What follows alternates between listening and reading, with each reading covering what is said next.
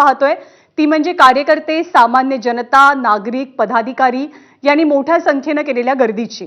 दक्षिण मुंबईचा हा सगळा परिसर आणि दक्षिण मुंबईमध्ये एकमेकांच्या विरोधात दोन आंदोलनं किंवा दोन मोर्चे आजच आपल्याला मुंबईमध्ये पाहायला मिळतात। एक मोर्चा आहे महाविकास आघाडीचा म्हणजे विरोधकांच्या एकजुटीचा, पण विरोधकांच्या याच एकजुटीचा निषेध नोंदवण्यासाठी भाजपच्या वतीने गिरगाव परिसरामध्ये मूक आंदोलन सुद्धा छेडलं गेलं। विरोधकांचा पराभव आगामी काळात आणि आगामी निवडणुकांमध्ये निश्चित आहे आणि त्याच पराभवाची पूर्वतयारी म्हणजे आजचा हा मोर्चा असल्याची टीका सत्ताधाऱ्यांनी सत्याचा मोर्चावरती केलेली आहे।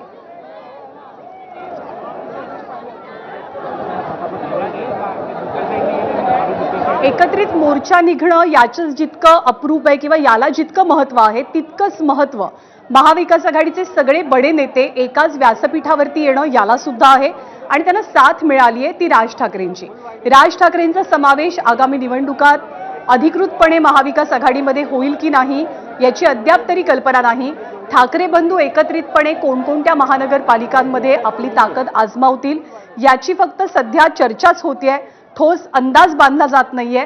हे चित्र काही दिवसात कदाचित स्पष्ट होईल जेव्हा निवडणुकांची घोषणा होईल, पण आज हे सर्वजण एकाच मुद्द्यावरनं आणि एकाच विषयावरनं एकत्र आल्याचं चित्र पाहायला मिळतंय। 5 जुलैची तारीख होती। 5 जुलैला पहिल्यांदा उद्धव ठाकरे, राज ठाकरे मराठीच्या मुद्द्यावरनं एका व्यासपीठावरती आले। तेव्हा सुद्धा महाविकास आघाडीचे म्हणजे खास करून राष्ट्रवादीचे नेते मोठ्या संख्येने उपस्थित होते, पण एक प्रकारे तो सगळा मेळावा किंवा तो विरोधाचा भाग हा राजकीय नव्हता असं सगळ्यांकडून सांगितलं गेलं। पण आजचा विषय हा प्युअर पॉलिटिकल विषय आहे, संपूर्णपणे राजकीय विषय आहे, कारण हा मोर्चा एक प्रकारे सत्ताधाऱ्यांच्या विरोधात आणि निवडणूक आयोगाच्या विरोधात आहे। इथे ठाकरेंची एकजूट पाहायला मिळतेय। ठाकरे तेव्हा सुद्धा एक होते जेव्हा निवडणूक आयोगाकडे तक्रारीसाठी ही सगळी मंडळी गेलेली होती। कौटुंबिक पातळीवरती त्यांचं एकत्र येणं हे आता एक प्रकारे राजकीय भाषेत न्यू नॉर्मल बनलेलं आहे, पण राजकीय पातळीवरती या दोघांच्या युतीची घोषणा कधी होते याची प्रतीक्षा असताना आजच्या मोर्चात हे दोघेही ठाकरे बंधू एकत्र पाहायला मिळतात। कदाचित 2000च्या आधी या दोघांनी असे अनेक मोर्चे एकत्रितपणे सांभाळले असतील, अनेक मोर्चांचे एकत्रित नेतृत्व केलेलं असेल। जे जुने जाणते शिवसैनिक आहेत त्यांच्या मनात अर्थातच आजची दृश्य पाहून त्या सगळ्या जुन्या आठवणी ताज्या होत असतील।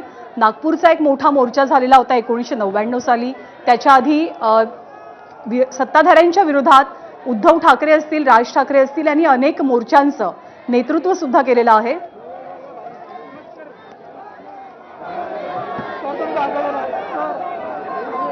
तुमच्या माध्यमातून सुद्धा सगळ्यांनी पाहिलेलं आहे।